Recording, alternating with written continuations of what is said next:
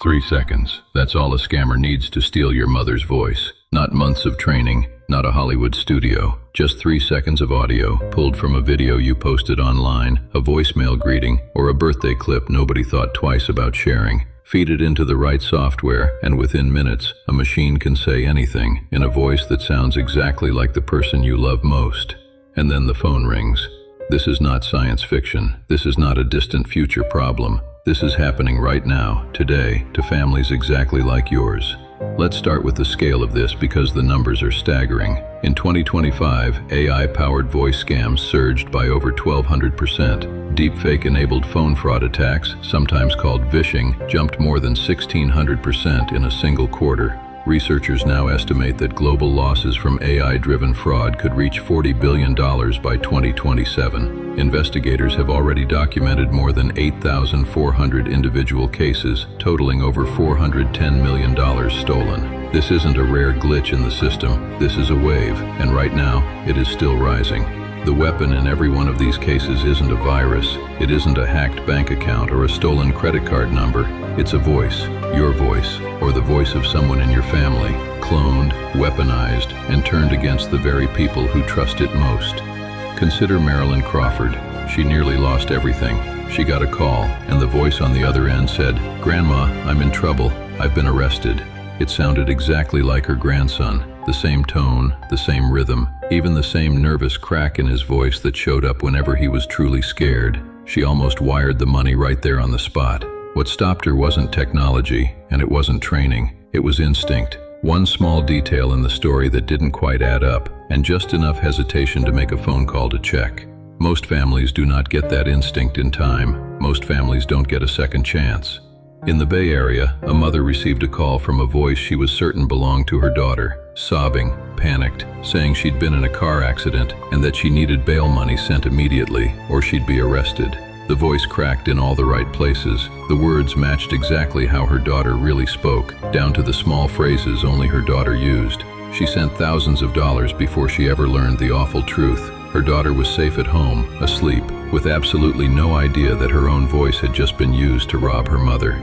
That same week in Arizona, another family received an almost identical call. Different voice, different name, same exact playbook. Investigators who reviewed both cases found the same call patterns, the same urgency scripts, even the same background noise layered in to sound like a real emergency. This is not a coincidence. This is a system, running at scale, targeting hundreds of families a day, refined and repeated like any other business.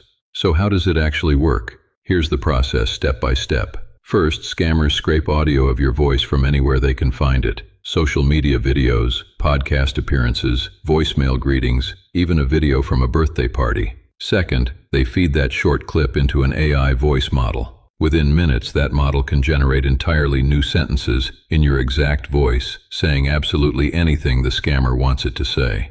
Third, and this is the part most people miss, they pair that stolen voice with information bought from data brokers, your home address, your family relationships, your daily schedule. So the story doesn't sound generic or scripted. It sounds personal, specific, and true. They are not guessing who to call or what to say. They already know. And here is the deeper reason this works, even on smart, careful people. Fear moves faster than logic. A panicked voice using the right name at exactly the right moment will make almost anyone act before they think clearly. That is not primarily a technology problem. That is a psychology problem. Researchers at McAfee found that 70% of people cannot reliably tell the difference between a cloned voice and the real thing. 1 in 10 people have already been directly targeted by an AI voice scam. Read that again. 1 in 10. That means somebody in your extended family, your neighborhood, or your church community has likely already received one of these calls. It's also worth understanding why families are the target, specifically, and not banks or corporations. Businesses have fraud departments, verification systems, and layers of security built over decades. Families don't. A grandmother answering the phone at 9 at night has none of that protection. She has love and fear and a voice she trusts completely. Scammers know this. They are not looking for the hardest target. They are looking for the softest one, and nothing is softer than a parent who thinks their child is in danger. So let's talk about protection, because this is the part that actually matters. 5 things every family should do, starting today. First, set a family password. Pick one simple word or phrase that only your real family would know, something you'd never post online. If anyone calls in a panic asking for money, ask for that word before anything else happens. Second, slow down, always. Every single one of these scams depends entirely on urgency. The moment you feel rushed, that is the warning sign itself.